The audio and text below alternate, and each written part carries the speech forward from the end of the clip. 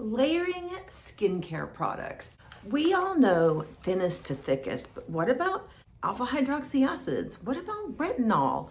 What about copper peptides? What about oils? You have questions, I have answers. Stay tuned, that's coming up next.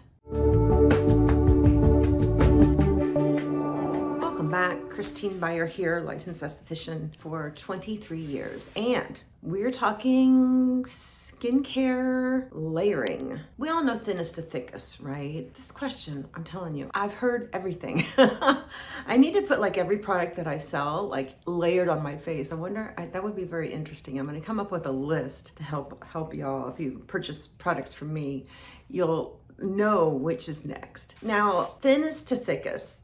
Thinnest because if we put a big fat molecule on or something that's occlusive before we put thinner products on, say we put on that nice facial oil after we get out of the shower, and then we try to put on our products after that, they will not penetrate because that oil is just blocking everything. So if you're a fan of facial oils, you put those on very last at night, because I think that would degrade sunscreen during the day. So I would definitely do it at night. Now there's another thing we can do to get the most of all of our products, and that is wait in between steps. Wait for that product to absorb and dry down for the next step, and you won't get as much stickiness. Just slow down that process. So let's start with some examples.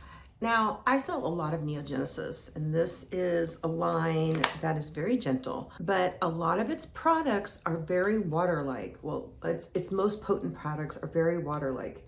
And so when I have this come out, if it will come out, it's the end of my thing.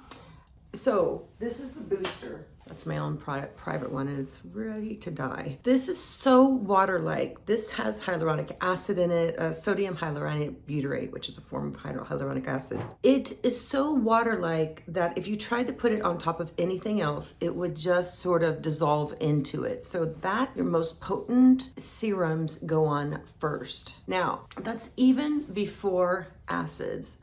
And you just wanna let this dry down, and say if you were gonna put on a hydroxy acid that was a serum or a liquid, like many of them are, you would put that on next. So my Revive exfoliating serum is a blend of 5 different fruit acids, and it's going to sink into the skin, and basically, this is also very, very water-like. I've let the other one absorb quite a bit. The first one absorbs in about 60 seconds. It was almost dry at that point.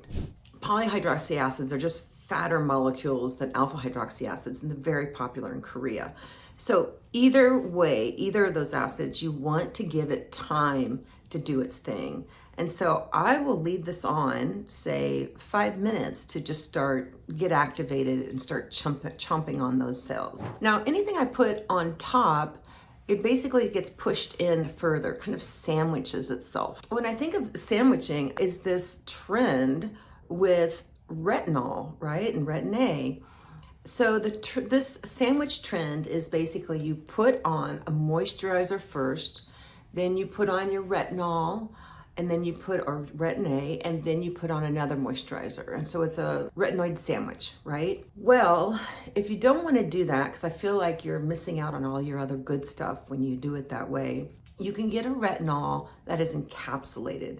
So for example, my retinol that I sell, this is the highest amount of retinol OTC that you can get, yet still super gentle. Why? Because it's encapsulated. And so this means it can go on at any point in your routine. It is going to just sort of get through everything and sink into the skin slowly. That is how you get the most out of your retinol. You can put it on last if it's like really, really too much for you, and so you've got that buffer before, or you can put it on next after your serums. I'm sure I'll have a lot of questions about Retin A and retinol after this thing, but it's just something you have to work with and find where you still get results and it works with you and it's not overly irritating. Retinol is great, but it's not for everyone. So at this point, I would want to put on my 4D Quench. I can show you a picture of that. 40 Quench is 4 different types of hyaluronic acid, different weights, meaning they sink into the skin at different layers of the skin. And hyaluronic acid draws moisture to it. So you want to make sure that you put it in the skin before you put something else on so it can draw the moisture from that and suck that into the skin deeper, which is what I love about the 40 Quench, because it will suck anything you put on after it deeper into the skin to be more effective. Love that. So yeah, you would do your hyaluronic acid, then you would wait. And then for my line, if I'm doing Brighten the Day, for example, and I want to put this on now because it's thin, and put that in. Now my Revive exfoliating serum, or the alpha hydroxy acids, they had dried down, so it's time to put on this next layer.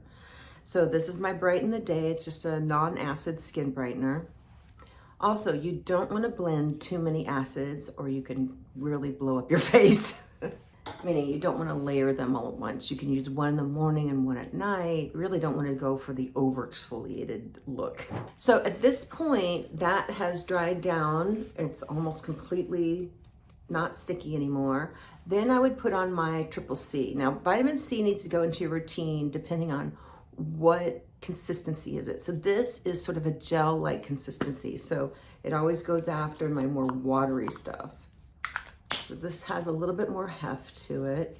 So I'll put this on and I will wait. So this is getting close to being completely dried down. So at this point, I would just put on my regular weight moisturizer. This is my Fresh Face Whip. I love this. It's very clean and light. And it looks like a whip, right? Oh, I love the smell of this. Life is too short to put on products that have no smell or don't smell at all or smell a little chemically or perfumey. I just feel like natural smells are just wonderful while you're getting a facial. So it's like, why not bring that into your everyday experience? And at this point, we would put on our sunscreen and then makeup on top of that. And so that's how you would layer during the day. How would you do it differently? Do you do it differently at night? Well, at night, you can break out the retinol because you really want to use retinol at night because it makes you sun sensitive. And like I said, if it's encapsulated, it doesn't really matter where you put it on, as long as it's not blocking the absorption of what you put behind it. So it would be depend on its consistency. Is it a serum? Is it a cream? Is it a gel? Where does it fit? Thinnest to thickest. Now, if you are wanting to use, for example, LED or microcurrent over a serum that you love, first off, make sure it has no retinols in it. Make sure it has no acids. Even ascorbic vitamin C, if it's really high level, can not be great to push into the skin. But something like Brighten the Day, if you wanted to drive this deeper into the skin, I do this all the time with my clients. Like at the end of their facial, I'll just slather them in this and I put them under the LED and they are brightened and beautiful after their facial. So this is a non-acid skin brightener. And so this is really one of the only things I would say to put under LED. Otherwise, it's just clean face. Or there is another option. If you use a lot of devices that need conductivity, my Hydrate and Conduct, this is one of my best sellers. And you would layer this under this. And you could do LED right after because this is a clear serum, a clear gel. It's not gonna block any of the light from coming in.